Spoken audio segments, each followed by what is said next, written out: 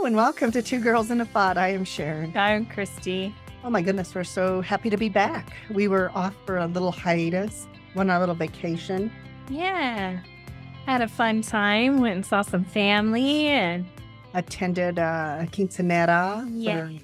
for your niece Ella, and she looked absolutely beautiful. Stunning. Oh my goodness. Yeah. She's just a beautiful, beautiful young lady. Mm-hmm. So that was really fun, our first one. So it was a fun time. Really, really fun time. Yes. Then went up and spent a week in Chicago, which was my first time being there. And I really, really enjoyed it. It was really cool. I hadn't been since I was a kid, and I had a really fun time. And we got to try different foods and hear different music. It was really great. And went saw the Bean. Of course. So that was really cool. Cloud Gate. Yes. Yeah, but the Bean. Found a great little pizza place. Yeah. Flo and Santos. That was really good. Really good. And then we tried corned beef and pastrami hash. Fantastic at 11 Cafe. 11 Cafe. Oh my goodness. So good food. We really enjoyed that piece of it, if you can't tell. Yeah. But it was just a really nice little time to just do a reset and then go visit somewhere else that we hadn't been in a hot minute. Well, I'd never been, but I feel like I hadn't been on vacation in a hot minute. That was overdue. Yeah. So fun times. And we appreciate that people continue to follow us and do all of that stuff and understand that we do take a little bit of time off here and there because we have to also take care of ourselves.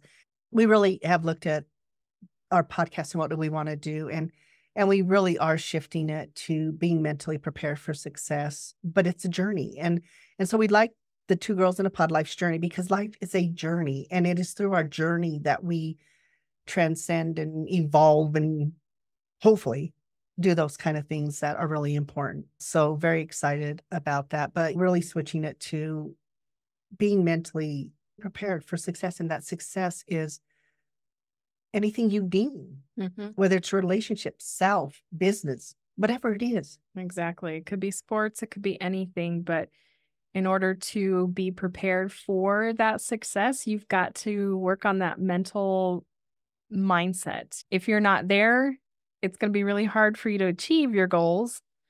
And once you achieve your goals, what do I do with it? How do I manage it? What do I do with this now that I've gotten here? Exactly. And that's what we want this podcast to be about. We want people for it to resonate with people. And so, one of the things is, as I've told you before, I'm on the app Noom, Noom Vibe. If you don't have it, download it. It's a free app. And there are professionals from all walks of life that are, and the whole thing about Noom Vibe is creating a community, a space for growth and development. Love this application. I didn't realize I would love it as much. And I love getting on there and I do talks on there. I do a talk on Mondays. I'm sorry, I just moved it to Sunday at 10 o'clock called The Chat. And that kind of is where this topic came up because I did one a week ago called The Brain and Time. And it's fascinating to me because in our brain, the brain does not know time. There is no such thing as time. It doesn't know the past, the present, or the future. And that's hard for people, I think, to wrap their mind around that concept because we have this perception of time. We have a past, there's the present, we're thinking about the future. So we have a very set in stone kind of way of thinking about that. But when in reality, there are many clues and evidence that show that it's not like that. I think that time is a construct, and I understand why the construct was made. It kind of keeps order and all of that other fun stuff, I guess. It tells you when to be where. Yes. So that's why everybody's big on time, but it's still a construct. And when we're talking about our brain, that's why when I'm sitting here and if I start to think about something in the past, it's like that experience, that thing becomes present in my mind. It's almost like it's happening now. Yes. We look at that. That's how, when they're smiling and people are thinking, why are you smiling? That's not happening. But you might be having a memory. And when you have that memory, if it was a happy memory, in this moment, you become happy. Yeah. Same thing if something bad happens, we can recreate that as well. And that's what trauma is. Exactly. You can relive it over and over as if it is happening in this now. And our brain does not know the difference. Yeah. And I think that's really the key thing. Is when we can understand that our brain doesn't know the difference. That's kind of what, like we talked about before. If you're watching a scary movie in your house and all of a sudden you're scared and all this, the brain doesn't know that's not really happening. It's seeing it, it's hearing it. So therefore it's happening. It's creating that fear. Talking about manifestation, man. Exactly. But I think that's what it is. And I think when we learn that, and you're right, it's hard to wrap your head around because we live in a time that's very linear. Mm-hmm. And because the brain isn't that, if you focus on this present moment, then that's what exists, is this present moment. And then we are able to experience that in a different way. The problem we have is that too much of the time we're experiencing the past, or we're so far in the future. And once again, our brain doesn't know the difference. That's why when you're talking about gratitude and manifestation, it has not happened in this present moment. But if I put that into my brain, because once again, in my brain, it's not linear, it doesn't know the difference. Okay. Yeah. And I think the thing is when we grasp that concept a little bit better, it has the ability to really help us evolve. And then we don't stay in sorrow or that negativity. Mm-hmm. You know what I mean? Yeah, because when we are so busy locked into that memory, sometimes we're just recreating that pain over and over again. It's not going to take away the event that happened, but it sure can create pain and misery in this moment. And the other thing is when we do that, because the brain does not know in a way that it's not happening, because you're experiencing everything physiologically, it just stores it once again in the subconscious. So now what you have in the subconscious is layer upon layer upon layer upon layer upon layer of the same thing. And don't misunderstand me. This can be also with something that is very positive. So we have those people who they've created that they'll go back to that. You go talk to them and they'll talk about the same happy memory, and you see them get happy. They're reinforcing that in that subconscious level. Mm-hmm. So it makes it more, it's solidifying it more. That's why with trauma, it's very hard because, oftentimes when there's trauma, you have people who are asking you to retell your story over and over and over again. And each time that person is retelling that story, it brings it right back to the present. Which brings that energy and that emotion with it. It's sort of like, too, I feel like when I'm calling a company and I have to explain it to the person at the bottom of the totem pole, and then I get transferred to the next department and I have to re-explain the whole thing over again. And I'm getting frustrated because I was frustrated to start with, whatever the problem was that I'm calling about. And then you're so in that emotion because you're reliving this over and over. It's so frustrating. Trust me, people, when this happens, I'll go from my office and I already know I'm there like, oh, I think I'll just return to my office because I can feel your frustration. And once again, it's because you're reliving the same situation. We'll use insurance, love insurance, but at the same time, it's a double-edged sword. It's like you call, you talk, you tell them, and then it's like, you're right. The more you do it. And then even when you're done, and even if you have resolution, if she comes and tells me every step she had to take to get there, now she's back in that place. And I'm just there like, is it resolved? But I can't get to that place because once again, when you've worked yourself up to that frenzy, it's like you stay in that emotional state. And then she'll say, well, yeah, it's resolved. Okay, well, let's just start with its resolve first. Next time. But you don't know how much of my day was spent on this. And it can be hours. Yeah. And so once again, it's building that up. And then when she comes to tell me, even like I said, even though there's that resolution, it's hard for her to know the resolution at that point because or if I say, well, what did you have to do? Learn not to say that. Yeah, I want to explain to you the dysfunctionality that I am dealing with here. And then what it does too is then the next time we had this not that long ago. I go, "Ugh, we got to call that insurance." She's there like, I mean, you can see the physical response. Yeah. Because once again, that all that past stuff just came forward and now she's reliving, I imagine. Oh God, here I go. Start at the bottom. Here I go. Blah, blah, blah. Not to mention the 2 hours I have to wait on the automated system to even be able to talk to a person. There's that. Any of you out there who deals with this, you're there like, oh God, yes. Just triggered me. Oh God. Yeah. But I think the thing that we do to change it, and I think we work on is, oh my God, this is going to be a great conversation. We're going to have resolution. Yeah. Because if you go into a situation expecting the worst, you say hoping for the best, you really don't. Your body and mind is prepared for the same shit, different day. Mm-hmm. And I think once again, because the brain does not know time, it doesn't know these experiences have already happened, haven't happened, doesn't know, because we are creating, our thoughts create. So everything out in this world was a thought. It started with somebody's thought. Yeah. It was internal to them. Now we experience it because somebody thought it and then brought it into the world, so to speak. Well, the brain does not know whether it's in the world or out of the world. Once again, it doesn't deal in time or those kind of constructs. Mm-hmm. So because of that, I feel like we get stuck. Yeah. We don't realize sometimes that reliving that same thing isn't resolving it. It's actually deepening that relationship we have with it. It is creating a pattern that's so embedded within you that even when you're dealing with other things, you're coming from that perspective and you're dealing with them in the same way. And sometimes you end up being just as frustrated. And it's interesting because when I have clients who come in, say they have traumas, and the first thing they tell me is, oh my God, I really did not want to have to start over and tell my story again. This is a person who maybe has had 2 or 3 therapists prior to me.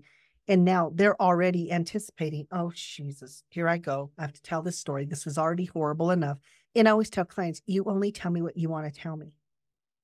And they'll be there like, but wait, don't you need? No, all I want to know is, what do you want? What is your goal?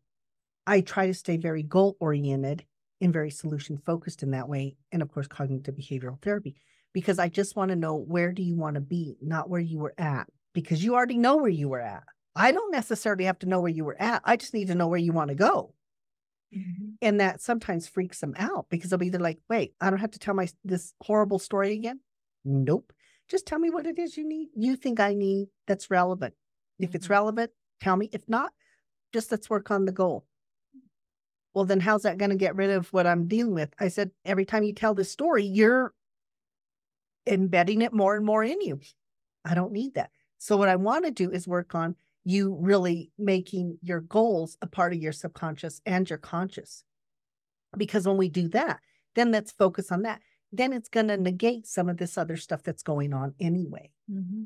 Because the goal usually is to be emotionally stable, to sleep through the night, those kind of things.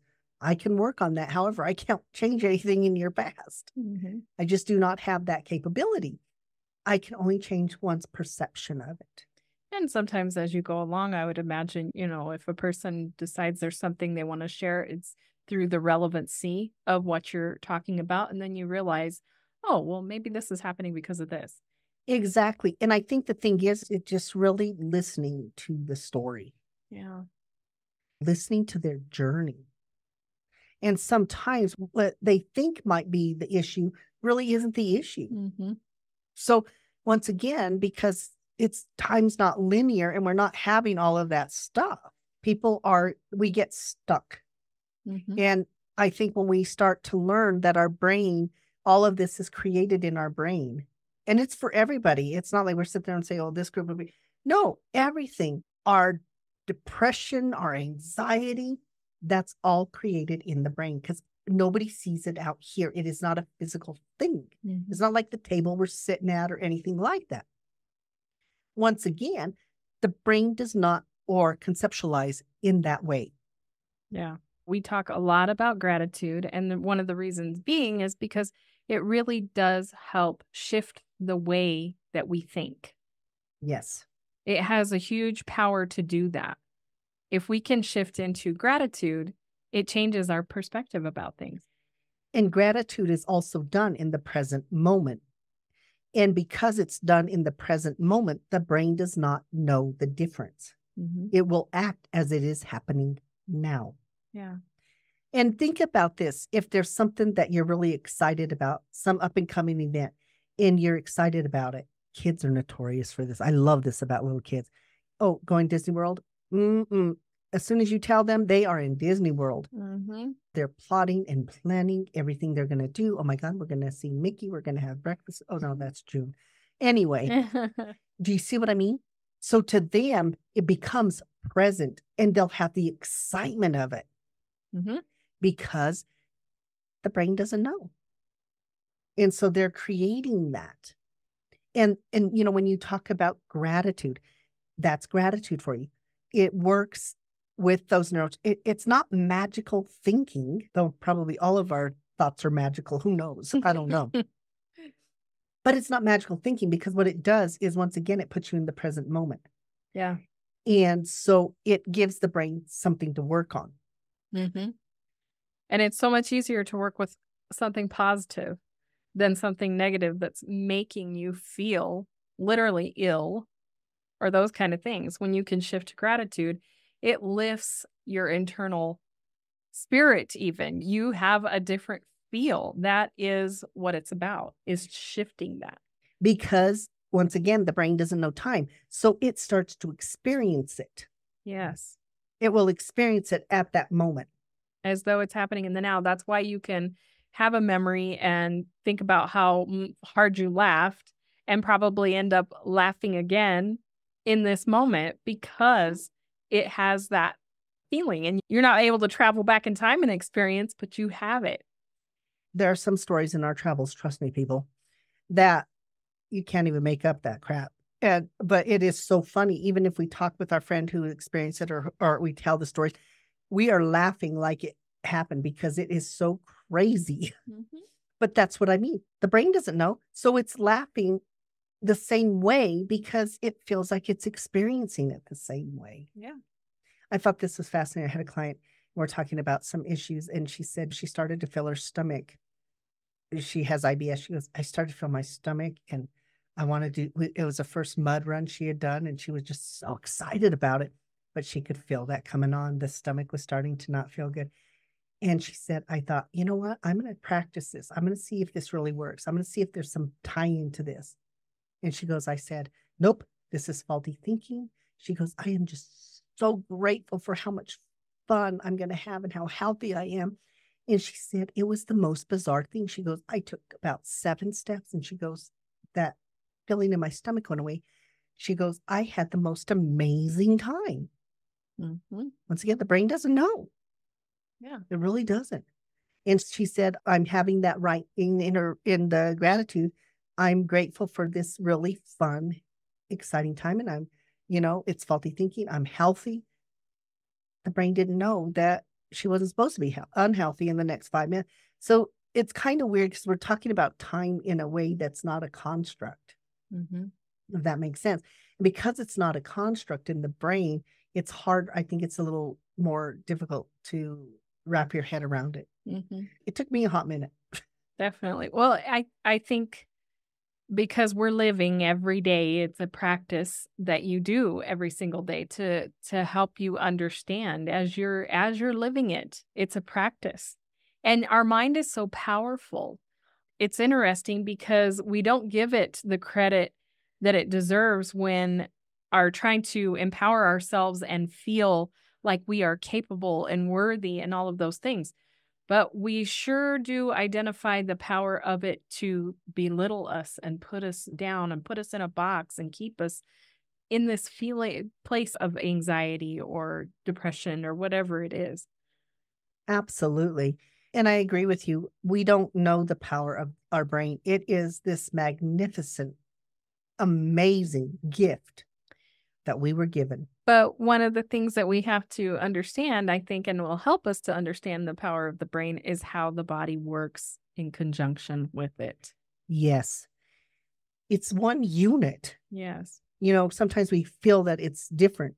Now, are there people out there who have the ability to transcend, do all this? Yeah, they do. That is a whole different skill level or whatever. But the thing is that our body and our brain, we're one unit. And the more we learn about each piece of it, the more it cooperates with each other. And the more we understand that, because the brain is not linear in its thinking. That's like when I tell people, when you're talking to somebody and you're starting to get angry, or you feel that in your stomach, there is a nanosecond. And out here, a nanosecond, we don't comprehend. Internally, that's long enough for us to make a different decision, believe it or not. Our brain is that fast. So I can react this way or this way. It's like the brain in there, this way or it's doing it. But out here, it's really fast. Internally, it's not the same speed even, because once again, it doesn't deal in time. Mm-hmm. So I always tell people, you have that nanosecond of time where you can make a different decision. Yeah. Because the brain, once again, does not deal in time the way that we do. So a nanosecond is not the same in there.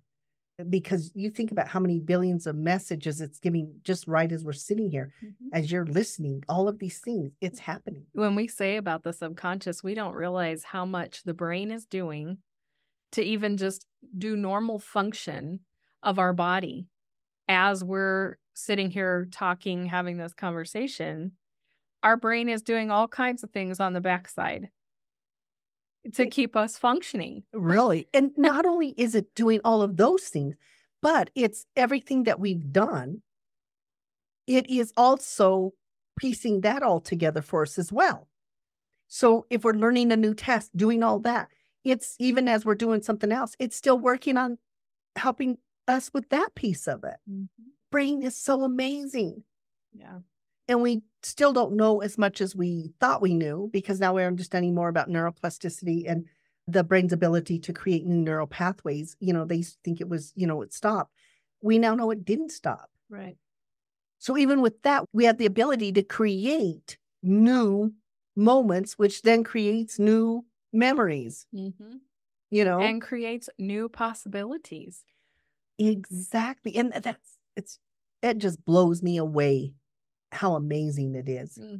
I think that that's one of the most powerful things that I've realized, that through gratitude, it slows down the brain too when you're focused on whatever it is that you're grateful for. It's like it gives the mind this freedom. You're not so much in angst and up in arms about how do I fix a situation or come up with a solution. Those things are able to come to you because you're not overthinking it.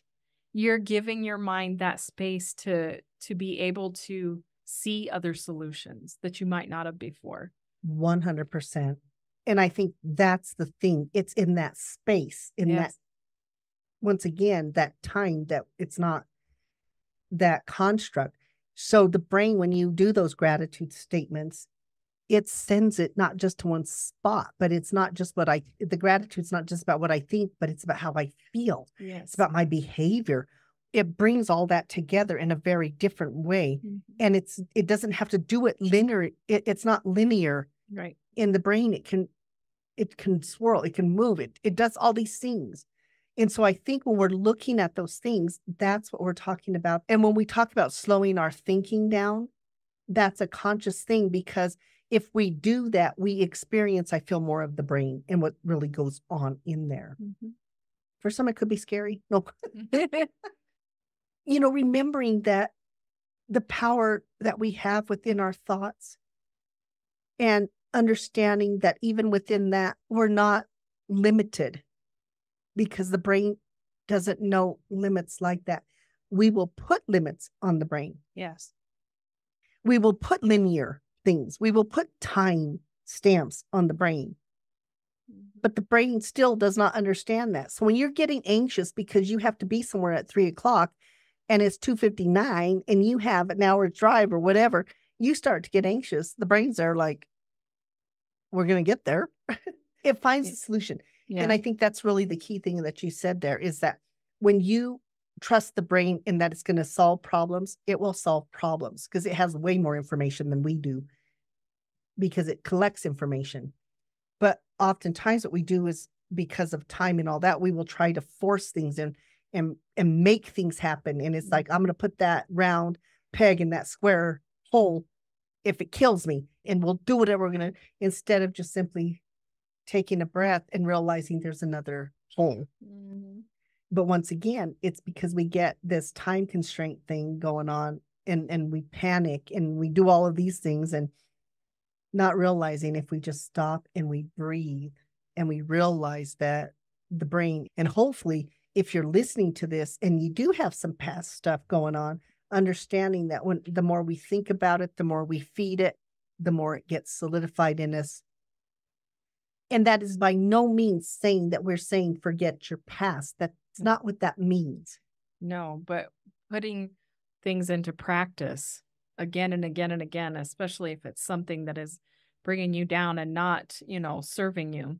Reminding your brain, no, this is not happening now. I'm just visiting. Yeah. In a way, the brain understands the messages that we give it. We just don't give our brain credit, or the credit that we should give it. Well, we spend so much time thinking about what we don't want, what we don't want to happen, rather than what we do want. 100%. And I think that's the thing. Having those conversations with your brain, visiting those past moments, and even sometimes, even if they're difficult ones, but reminding yourself, even, it's my past. I'm good in this moment. And then you practice that and you practice that. And then pretty soon the brain understands that it's not happening now. And you, more importantly, you understand that it is your past, and you have the ability to bring it up when you want and to put it away when you want.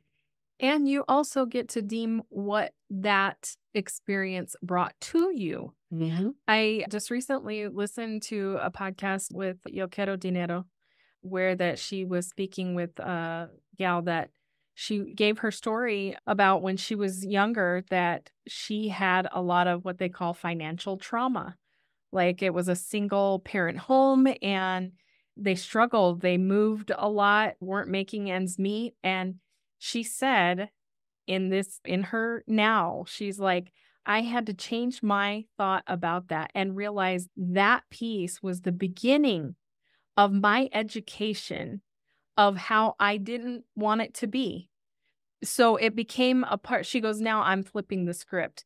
It taught me what I wanted my life to be like when I grew up. And she says, so now I have educated myself about finances and things like that. And she said, that was the beginning of my story. She goes, if I had not known that, I wouldn't be where I am today.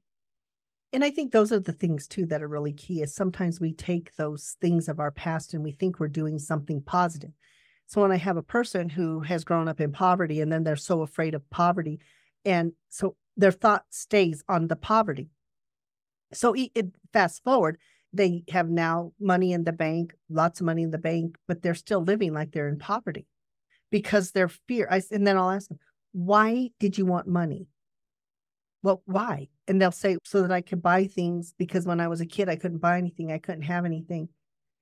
And they're like, you're still not buying or doing anything because you are so stuck in the past. That emotion is always present with you.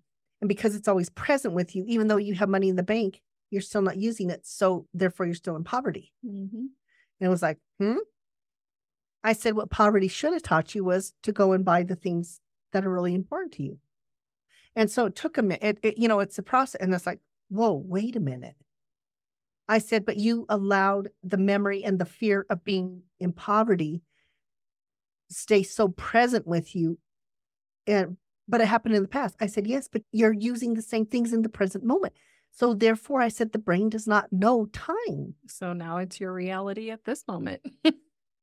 So even though you did what you thought was, you said, I'm going to always have money, but you forgot the main reason was so that you could go out and buy and do the things that all the other kids got to do and you didn't, but you just wanted.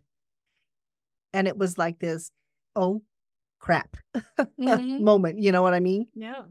So always remembering that what we think we have conquered something sometimes from our past, but then when we look at the behavior we're holding on to, it just looks different, but it is the exact same thing. We have brought our past into this present moment. Yeah. And when we do that, we are stuck. It is very hard to evolve from that. So we have to remember our brain does not know time. It doesn't do any of that. So you have to really think about what is it that I want? What is my goal? Then you can work on that. And even if you go down that memory lane of the past, you ask yourself, what is it I learned? What is that lesson that's going to help me be better in this moment and then the next moment? That's what our past should be about, which we call it past, but in our brain, there's no time. So the brain and time, it's such a fascinating thing to me. Mm-hmm. And it's one of those things that when we're looking at it, how do we make our brain develop that relationship with our brain and at the same time appreciate the past, look forward to the future, but really be present, because all we have is this moment. This is our present moment only. It's not all the other stuff. Be highly aware of your self-talk. 100%. Mm-hmm. We're so excited to be back. We talk about gratitude all the time. And once again, we put out the collection. We've got 5 out. We're getting ready to put our 6th one on, which is the Grateful for Our Homes. The Grateful Beginnings Coloring Book Collection. And you can find it on Amazon under Sharon Abeta and Christy Banta, CHRISTY BANTA. And my last name is ABEYTA. Mm-hmm. So check them out. We appreciate all the support. And you can also find us on Adventures of Two Girls in a Pod Life's Journey on YouTube. And you can also find Two Girls in a Pod Life's Journey on Facebook, Instagram, wherever you get your podcasts. Please like, share. If you hear something that resonates with you, please reach out, contact us. We love to have conversation. We love interaction. We absolutely love it. And it's something that we do. And when we say it, we mean it. Reach out. If there's something that resonates with you or doesn't resonate with you, or you're there like, you know what, I'd rather talk about this. Reach out. Let us know. A lot of times we'll pose a question on, so our website is twogirlsinapod.com. And if you go to that, I think it takes you to Spotify to listen, but you can listen on any platform. A lot of times we'll post questions on there and you're welcome to respond. We love to get feedback. Yes. So just keep that in mind, because we love this interaction and we really love what we do. And we're always grateful for our present moment and the ability to do this. So thank you so much. And we will be back next week. We hope that you guys all have a fantastic week and stay present and remember to have that relationship with your brain, because it's a wonderful, wonderful thing. Yes. Thank you so much. Bye.